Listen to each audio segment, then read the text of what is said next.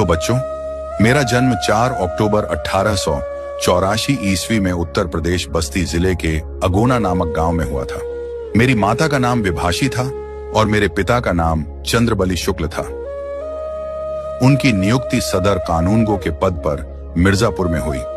कुछ ही दिनों मेरा समस्त परिवार वहीं आकर रहने लगा। जिस समय मेरी अवस्था 9 वर्ष की थी, उनकी नियुक्ति सदर कानूनगो के पद पर मिर्जापुर में हुई। कुछ ही दिनों मेरा समस्त परिवार वहीं आकर रहने लगा। जिस समय मेरी अवस्था 9 वर्ष की थी, कुछ ही दिनी में मेरी माता का देहांत हो गया, जिसका मुझे बहुत दुख हुआ। मातृ सुख के अभाव के साथ साथ विमाता से मिलने वाले दुख ने मेरी व्यक्तित्व को अल्पायु में ही परिपक्व बना दिया। लेकिन अध्ययन के प्रति लग्नशीलता शुक्ल में बाल्यकाल से ही थी, किंतु इसके लिए अनुकूल वातावरण न मिल सका।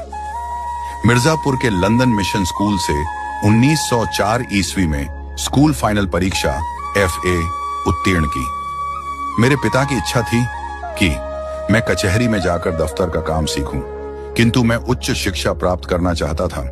मेरे पिताजी ने मुझे वकालत पढ़ने के लिए इलाहाबाद भेजा, पर मेरी रुचि वकालत में न होकर साहित्य में थी। अतः परिणाम यह हुआ कि मैं उसमें अनुत्तीर्ण रहा। मेरे पिताजी के पिताजी ने उन्हें नायब तहसीलदारी का पद दिलाने का भी प्रयास किया था, किंतु उनकी स्वाभिमानी प्रकृति के कारण यह संभव न हो सका।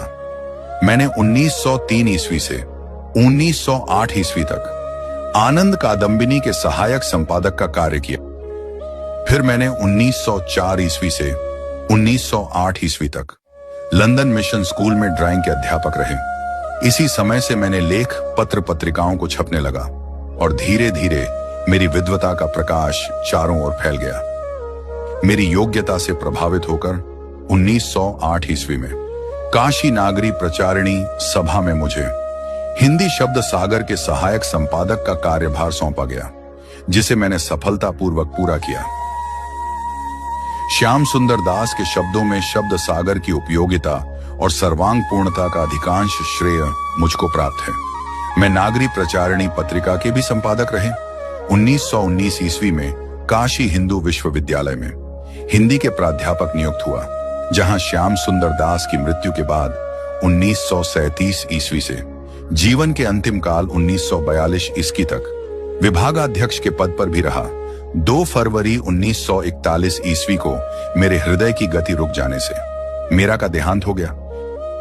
मेरी प्रमुख रचनाएं हैं चिंतामणि, रसमीमांसा, विचार विधि।